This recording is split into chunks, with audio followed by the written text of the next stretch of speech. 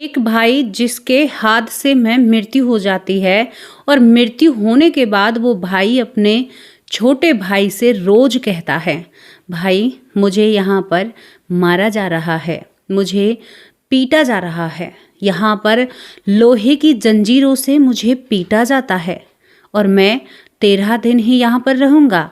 उसके बाद मुझे एक अनंत काल के लिए नरक लोक में जाना होगा। और जहाँ पर इस भाई ने सभी नरकों का वर्णन किया अपने छोटे भाई से। क्या ऐसा हो सकता है? दोस्तों, ये मामला पीलीभीत का किसी ने हमें लिखकर भेजा है और उनके जीवन का ये एक ऐसा असहज सत्य है जो वो कहते हैं कि मैं भूले नहीं भुला पा रहा हूँ। मेरा भाई जो शायद मेरे दिल में हमेशा रहेगा। दिए उसने 13वीं के दिन भी संकेत। क्या सच में ही जिनकी अकाल मृत्यु होती है या हादसे से इस दुनिया से जाते हैं उनके साथ यही सब कुछ होता है? क्या सच में ही ऐसा होता है? क्या भांति भांति के नरक? अब तक हमने सबसे ज्यादा वैतरणी नदी, जलती हुई जमीन, 3 नरकों के बारे में मैंने आपसे बात करी, लेकिन आज मैं आपसे 7 नरकों के बारे में बात करूंगी जो कि मुझे उनसे ही जानने को मिले हैं। सच में ही दोस्तों, यहाँ पर हम पीलीभीत के रहने वाले एक व्यक्ति जिन्होंने कहा है कि मेरा नाम मत लेना क्योंकि उनके भाई से कुछ ऐसी बातें जुड़ी हुई हैं। एक भाई है जिसका नाम अमर सिंह है, जिसका एक बेटा, 3 बेटियां होती हैं। पत्नी जल्दी ही इस दुनिया से चली जाती हैं। यहाँ पर जो एक बेटा था, अमर सिंह ने उसे बड़े लाड़ चाव से पाला पोसा था। लेकिन अमर सिंह की आदतें आपको मैं बताती हूँ। अमर सिंह शराब का सेवन करते हैं, मांसाहार करते हैं और इन सारी चीज़ों को करने के बावजूद भी वो यहाँ पर वाहन चलाते हैं, यानी शराब का सेवन करके वो वाहन चलाते हैं। अब इसी सब चीज़ों के बीच और यहाँ पर जो अमर सिंह का बेटा है ना, वो बहुत ही निहायत ही घमंडी, ना पिता की, ना चाचा की, ना परिवार की, किसी की भी नहीं मानता है। अक्सर छोटा भाई बड़े भाई को सीख दिया करता था, भाई ये जो नशा है ना और ये जो मांसाहार है आपकी ज़िंदगी को बर्बाद कर देगा। बेटे की शादी को महज करीबन यहाँ पर 2 ही साल हुए थे, कोई भी संतान नहीं होती है। अमर सिंह जो होता है एक दिन अपनी बाइक से निकलते हैं और दोस्तों एक दिन उनका इतनी तेज हादसा होता है कि अमर सिंह का जो सर है वो किसी की पहचान में ही नहीं आता है।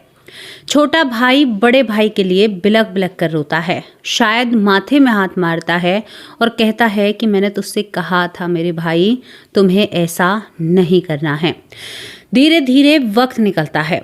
यहाँ पर अमर सिंह को अंतिम विदाई दे दी जाती है, लेकिन जैसे ही विदाई वाले दिन, जिस दिन उसको घर लाया जाता है, वैसे ही अमर सिंह अपने छोटे भाई के पास आता है। अमर सिंह के भाई कहते हैं कि मैं उस वक्त सो नहीं रहा था, मुझे बिल्कुल भी नींद नहीं आ रही थी। सच में ही मेरा भाई मेरे पास आया।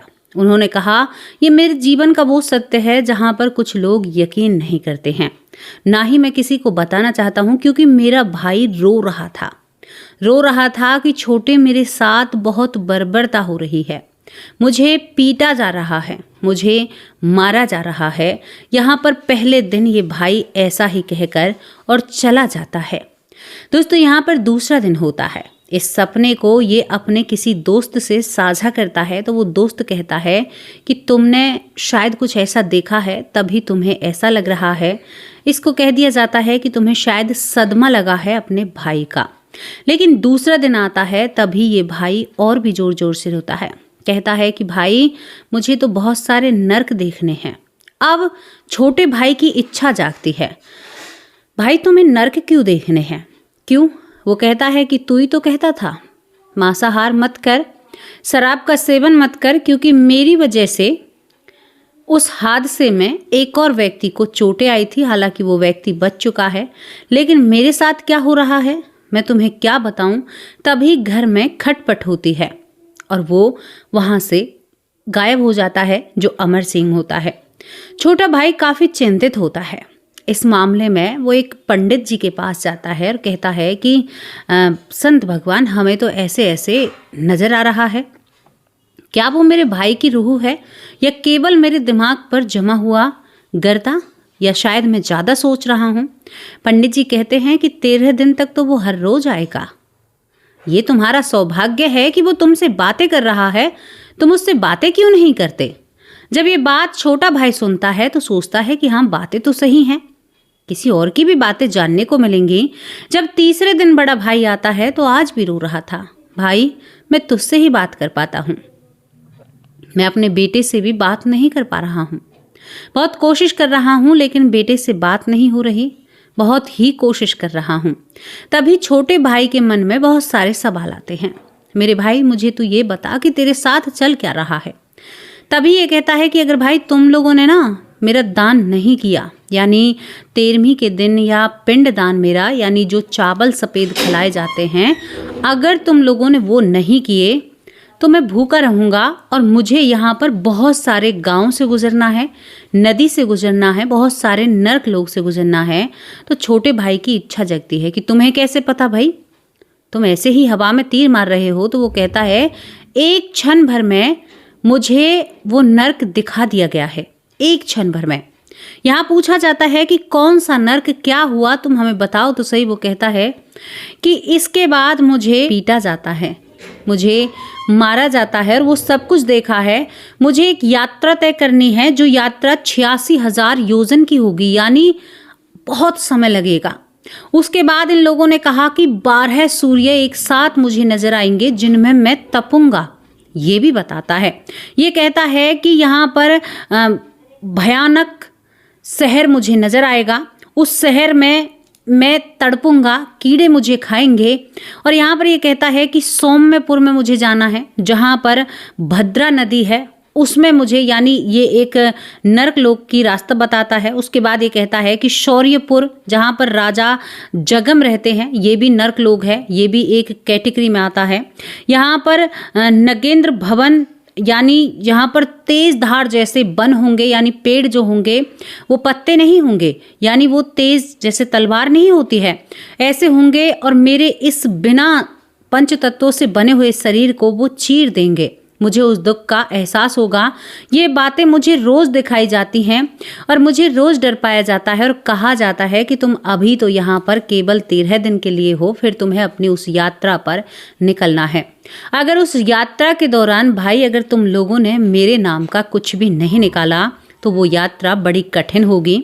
यहाँ पर ये कहता है कि खरोचपुर भी मुझे जाना है, जहाँ खरोचपुर बहुत ही ज़्यादा यातनाएं मिलती हैं। वैतरनी नदी के बारे में भी ये जिक्र करता है, कहता है कि आग दंत, लोहोपिंड, यानी ये वो चीज़ें हैं, वो नर्क लोग हैं जहाँ पर लोगों को जाकर, यानी आत्माओं को जाकर बहुत सारी यातनाएं दी जाती हैं, उनको पीटा जाता है। जब इन सारी चीज़ों से यहाँ पर शेरू नरक और अंधकुआ नरक जो होता है, ये किसको मिलता है, इसने ये भी बताया कि जो अपने हाथों से अपने प्राण निकाल हैं उनको अंधकुआं में धकेला जाता है। वहां पर बड़े बड़े कीड़े उन्हें खाते हैं, नोचते हैं और मरना है नहीं।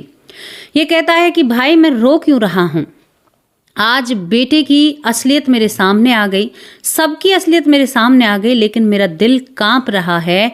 मैं कैसे उस यात्रा को पूरा करूंगा, लेकिन अब मुझे जाना होगा। एकदम से पूरी बातों के बीच में से ये जो बड़ा भाई है, ये कहता है अमर सिंह कि अब मुझे जाना होगा, वो लोग आ रहे हैं और दोबारा से मुझे इन सारी बातों को ज्ञात कराएंगे। सोचकर देखिए, डर लगता है ना, ऐसा कुछ होगा। और वो वहां से चला जाता है। छोटे भाई ने मन में एक धारणा धार ली थी, अगर भाई का बेटा नहीं करेगा तो मैं करूँगा। मैं अपने भाई के नाम का दान भी करूँगा और भाई के नाम का जो पंडित है वो भी जिमाऊँगा और उसके नाम का भोजन भी निकालूंगा, क्योंकि मुझे तो पता चला मेरा भाई मुझसे ऐसा कह रहा है। दोस्तों, यहाँ पर चौथे या पांचवें दिन वो भाई फिर आता है। कहता है कि रोज आते हैं, बहुत राक्षसी रूप हैं, बहुत जोर जोर से हंसते हैं, कहते हैं कि बहुत कबाब सबाब किया है, अब तुम्हारे साथ जो होगा उसे तो तुम्हें भगवान भी नहीं बचा सकते, क्योंकि जब समय था भगवान का नाम लेने का तब तुमने नाम नहीं लिया। छोटा भाई रोने लगता है, कहता है कि भाई बात तो जायज़ है, मैंने आपसे कई बार मना किया था लेकिन आपने मेरी बात को एक बार भी नहीं माना। अमर सिंह फूट फूट कर रोने लगता है। अमर सिंह कहता है कि भाई, मैंने अपने बेटे और बेटे की पत्नी की बातें सुनी हैं, उन्होंने कहा है कि इस पर पैसे खर्च क्यों करें, यानी उस समय जो ब्राह्मणों को खाना खिलाना था वो भी पैसे खर्च करना था, वो कहती है कि उसकी पत्नी कह रही है, अगर भाई ऐसा हुआ तो मेरे साथ क्या होगा? शायद मुझे कोई अच्छे कर्म का फल मिला है जो मैं तुम्हारे सामने आ रहा हूँ। छोटा भाई अपने बड़े भाई से कहता है कि भाई, हम एक माँ के गर्भ से पैदा हुए हैं, ये आखिरी रस्म तेरी मैं फीकी नहीं जाने दूंगा। तेरे साथ ये तेरा भाई मरने के बाद बिखड़ा है, तू चिंता मत कर, तेरा साथ मैं जरूर दूंगा। दोनों भाई रोने लगते हैं। फिर वही मामला, अरे अरे मुझे तो जाना है, कोई आ रहा है। दोस्तों यहाँ पर छठे दिन मिलकर वो बातें करते हैं और बातें करने के बाद यहाँ पर तय हो जाता है कि 13वीं वाले दिन पंडितों को और गरीबों को भोजन कराया जाएगा। हालांकि एक रिवाज अब अलग बन चुकी है कि लोग अपने रिश्तेदारों को भोजन कराते हैं, बहुत सारी भीड़ जमा होती है। पहले रिवाज थे कि गरीबों को दान देना, गरीबों को खिलाना, ताकि उनकी दुआ उस मरने वाली आत्मा को लगे और वो आत्मा अपनी इस यात्रा में सफल हो। अब बात यहाँ पर यही आती है कि उस व्यक्ति ने बहुत ही शराब और मांसाहार किया था, उसका दंड उसने अपने छोटे भाई को बताया। कहा कि मुझे यहाँ पर लोहे की जंजीरों से पीटा जाएगा, मुझे यहाँ पर ऐसे ऐसे नरक से गुजरना होगा और मेरे साथ सब कुछ होगा क्योंकि मेरा कर्म ही ऐसा है। दोस्तों ये सारी बातें जब क्लियर हो जाती हैं, लेकिन इसमें ये नहीं है कि कोई मरकर जीवित होकर ये बता रहा है, लेकिन एक मरा हुआ अपने भाई को बताता है। 13वीं का दिन आता है, बेटा अड़ जाता है, बाप मेरा है तो मेरे बाप का खाना दान तू क्यों करेगा? कोई नहीं करेगा, मेरा बाप बहुत बुरे हादसे से मरा है और तुम्हें खाने की लग रही है। बहुत सारे केस या मामलों में हम करते हैं ना कि अरे बुरी मौत, अरे अभी वो खाने लायक नहीं था, या ये नहीं है कि रिश्तेदारों को खिलाओ, बिल्कुल भी नहीं, गरीबों को खिलाओ, गरीबों को खिलाओ, ये तो आप कर ही सकते हैं।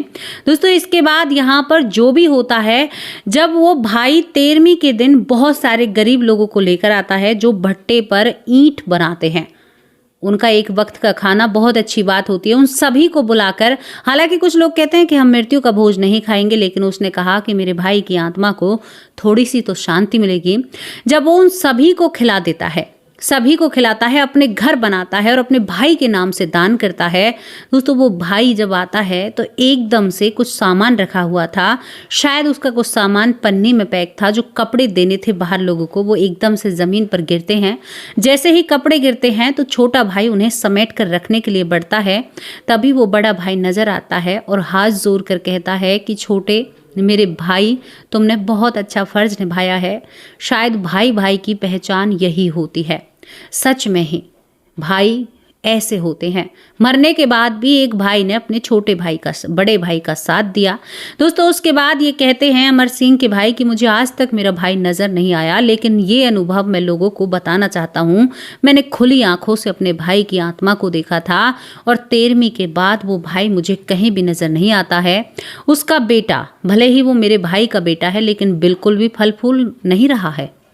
शायद उनके घर में ग्रहण सा लग गया है। उसके 2 बच्चे होते ही इस दुनिया से चले गए हैं, उसकी दोनों बहनें इस दुनिया से चली गई हैं और उसका जीवन बर्बाद सा नजर आता है और उसको कोई काम काज नहीं है। जो मेरा भाई छोड़कर गया था, जो शायद उसने गलत तरीके से कमाया था, वो पैसा नष्ट और ख़त्म हो चुका है और वो भूखे मरने की कगार पर हैं। तभी ये कहते हैं कि मेरा नाम नहीं आना चाहिए, क्योंकि ये घर गृहस्थी की बात है, लेकिन लोग आपके ज़रिए जागरूक हो रहे हैं, तो मैं ये घटना आपके सामने रखना चाहता हूँ। दोस्तों ये घटना कैसी लगी, इसके बारे में अपनी राय कमेंट बॉक्स में लिखकर जरूर भेजना। ये घटना बताने का केवल एक ही उद्देश्य था, किसी को परेशान नहीं करना था। जागरूक बनिए, अपने आसपास देखिए क्या हो रहा है, अपने ग्रंथों को पढ़िए और अपनी जिंदगी को बेहतर बनाइए। कभी भी शराब के नशे में, कबाब के नशे में गाड़ी मत चलाइए, ताकि आपका जीवन इतना बेकार हो जाए। जैसी भी आपको घटना लगी हो अपनी राय लिखकर जरूर भेजना। अब आप लोगों से विदा लेती हूँ, कल हाजिर होंगे एक सच्ची और अच्छी स्टोरी के साथ। तब तक के लिए नमस्कार, जय हिंद, जय भारत।